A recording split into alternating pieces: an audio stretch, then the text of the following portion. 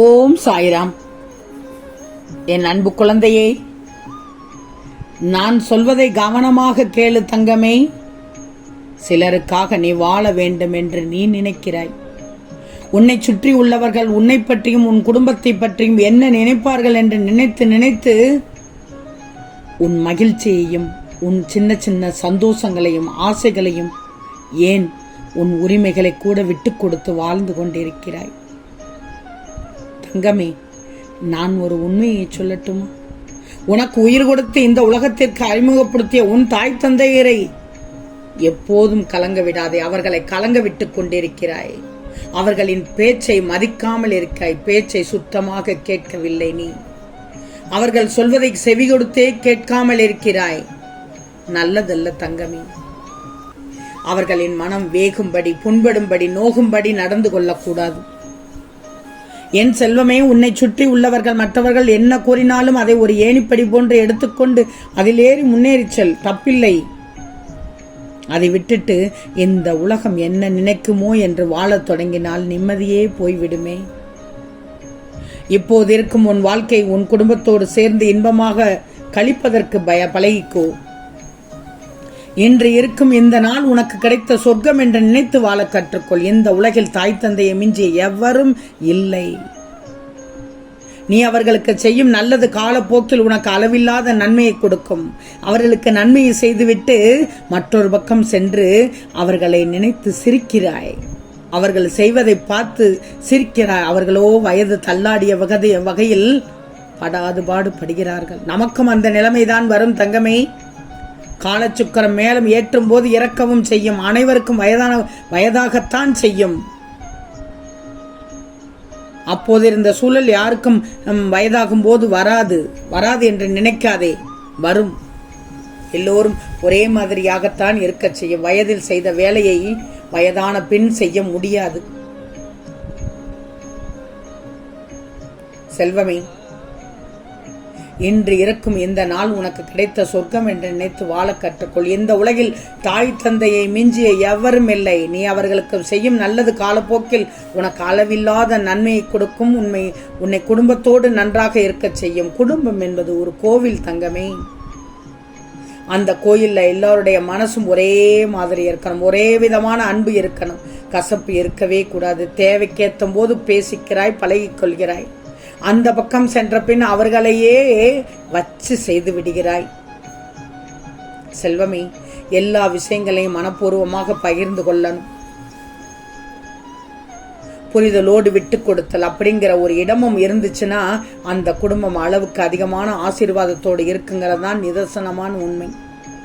தங்கமே, குடும்பத்துல முதல்ல ஒற்றுமையை கொண்டு வந்துட்டேன்னா நிறைய விஷயங்களை உன் சாயப்பா செய்து காத்து கொண்டிருக்கிறேன்.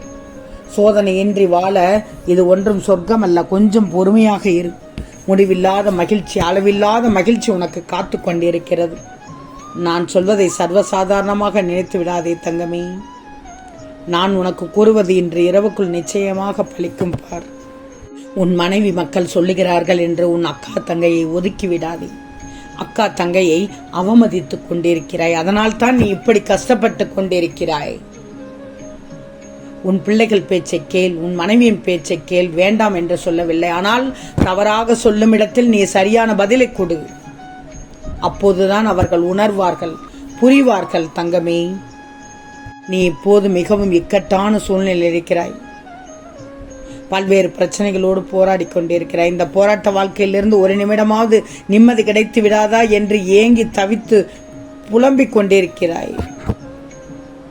சந்தோஷமான ஒரு நொடி கிடைத்து விடாதா என்று தத்தளித்துக் கொண்டிருக்கிறாய். இந்த பறந்து விரிந்த உலகில் உனக்கான சந்தோஷம் எதுவுமே கிடைக்கவில்லை என்று மனம் குமரிக்கொண்டிருக்கிறாய். என் செல்வமே, நிம்மதியற்ற நிலை குழந்து அழும் உன்னோடு உன் சாயப்பா அருகில் வந்து பேசுகிறேன். தவறாமல் முழுவதுமாக கண்களை மூடி அமைதியாக கேள். நிச்சயம் நீ எதிர்பார்த்த உடனடியான மாற்றம் இன்று இரவுக்குள் சர்வ நிச்சயமாக கிடைக்கும். எல்லோருக்கும் நல்லதை நினைத்து நல்லது செய்யும் உன்னை யாரும் பாராட்டவில்லை என்றாலும் பரவாயில்லை. ஆனால் சுயநலவாதி என்று கூறுகிறார்களே என்று நினைத்து உன் மனம் புண்பட்டு கிடக்கிறது. என் பிள்ளை சுயநலவாதியாக இருந்ததில்லை என்று உன்னப்பாக்கு நன்கு தெரியும். நீ ஒருபோதும் தனக்கு மட்டுமே நல்லது நடக்கணும் என்று என்னிடத்தில் நீ கேட்டதில்லையே. காலத்தின் கணக்குப்படித்தான் நிச்சயம் நடக்கும், அனைத்தும் நடக்கும். அந்த காலமே உனக்கு நிச்சயம் சந்தோஷம் கொடுக்கும் நாள் வரும். இதோ வந்து கொண்டே இருக்கிறது. இன்றைய இரவுக்குள் பெரிய மாற்றம் நிகழ்ந்து சீரும் சிறப்புமாக வாழப்போகிறாய். இது சாதாரணமான வார்த்தை அல்ல. உன் காத்திருப்புக்கும் பொறுமைக்கும் சேர்த்து நீயே எதிர்பாராத பெரிய பரிசாக உனக்கு கிடைக்கப் போகிறது. நீ எவ்வளவு நன்மைகளை செய்துள்ளாய் என்பதை எல்லோரும் புரிந்து கொள்ளப் போகிறார்கள். அதற்கான காலம்தான் கனிந்து வந்துவிட்டது என்று சொல்கிறேன். இனி உன் வாழ்க்கையில் எல்லாமே நல்லதாக நடக்கப் போகிறது. ஒரு குறையும் இல்லாமல் சகல ஐஸ்வர்யங்களோடு அள்ளி அள்ளி கொடுக்கப் போகிறேனே. அனைவரும் வியக்கும் வகையில் நீ பெரிய உயர்ந்த நிலைக்கு வரச்செல்ல போகிறாய், வரத்தான் போகிறாய். நாம் எவ்வளவு தீமைகளை விளைவித்து அதன் வளர்ச்சியை தடுத்தோம், ஆனால் அதையெல்லாம் எதிர்த்து வெற்றி பெற்று விட்டேனே என்று உன் எதிரிகள் வியக்கும் வகையில் வாழப்போகிறாய். உன் மனதில் உள்ள பாரங்கள் எல்லாம் சிறிது சிறிதாக குறையப் போகிறது. உன் வறுமைகள் எல்லாம் வந்த வழியை பார்த்து ஓடப் போகிறது. உன் பிரச்சனைகளுக்கு தீர்வு கிடைக்கப் போகிறது.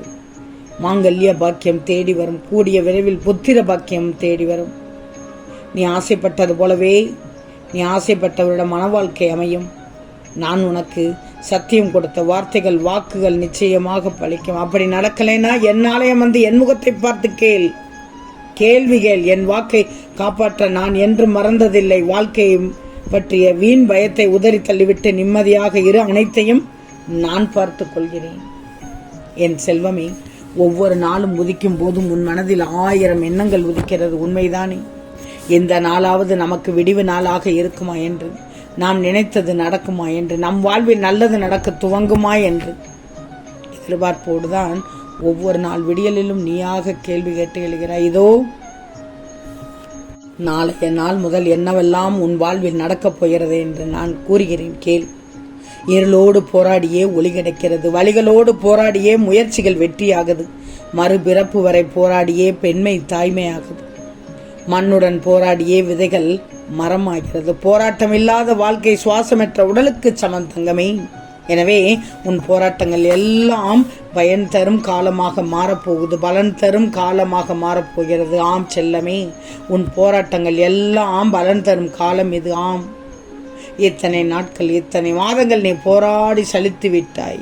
உன் எத்தனை நாள் உழைப்பிற்கும் உன் எத்தனை நாள் கவலைகளுக்கும் கண்ணீர்களுக்கும் பதில் தரும் காலங்களாக இனி வரும் நாட்கள் விடியலாக விடிந்து விட்டது. இனி உனக்கு ராஜ யோகம் தொடங்கிவிட்டது. உன் போராட்டங்கள் ஜெயிக்கப் போகிறது. உன் வாழ்விற்கான நல்ல வழிகளை உருவாக்கப் போகிறேன். உனக்கு வேண்டியதை எல்லாம் வழங்கப் போகிறேன். கஷ்டப்பட்ட காலத்தில் எல்லாம் தைரியமாக இருந்த என் பிள்ளை, இஷ்டப்படும் காலத்தில் ஏன் கலங்கி நிற்கிறாய்? உன் இஷ்டப்பட்ட அனைத்துமே உன் கையில் சேர்க்கப் போகிறேன். நீ விரும்பியதை எல்லாம் உன்னிடம் சேர்க்க வேண்டிய நேரம் இது. இருளில் இருக்கிறேன் என்று கவலைப்படாதே. நாளைய விடியல் உனக்கானதாக இருக்கப் போகிறது. இருளும் விடியலை நோக்கித்தான் செல்கிறது. ஆம் செல்லமே, உன் எல்லா கவலைகளையுமே களைந்து உன் மகிழ்ச்சியான எதிர்காலத்திற்கு வித்திரும் நாளாக இன்று இரவு முதல் துவங்கிவிடும். நிறைய நல்ல மாற்றங்கள் உன் வாழ்வில் ஏற்படும். ஆம் செல்லமே, நிச்சயம் நடக்கும். நல்லது நடக்கும். நல்லது மட்டுமே நடக்கும். அது நன்மையாகவே இருக்கும். ஓம் சாய்ராம்.